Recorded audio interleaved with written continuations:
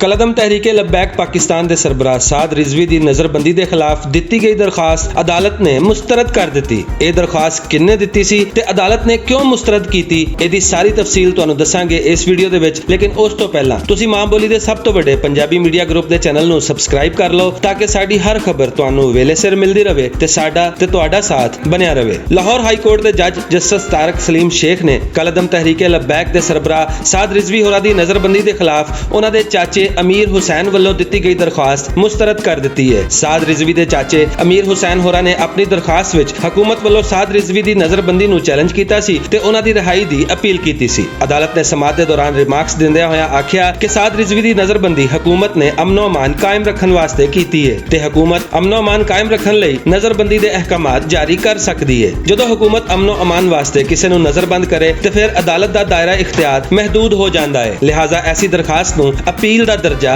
नहीं दिता जा सकता। मुअज़्ज़ज़ अदालत का यह भी आखना सी कि हुकूमत नू मिलने वाली रिपोर्टां के मुताबिक साद रिजवी की रिहाई तो बाद कलदम तहरीके लब्बैक वालों दोबारा एहतजाज करने की मनसूबाबंदी की इतला मौजूद सी, जिहदी वजह तो यह नज़रबंदी जारी रहेगी। अदालत ने यह भी आख्या कि कलदम तहरीके लब्बैक दे कारकुनां ने तां अपनी तंजीम नू शानो शौकत नाल पेश करना सी ते इस तरह दी हरकतां नाल अफरा तफरी पैदा होवेगी ते रोजमर्रा जिंदगी विच खलल पवेगा। पहला भी इस तंजीम की वजह तो पूरा हफ्ता अमनो अमान खराब रहा है। अदालत ने दरखास्त मुस्तरद कर दी है ते हुण हाफिज साद रिजवी होरी नज़रबंद ही रहणगे।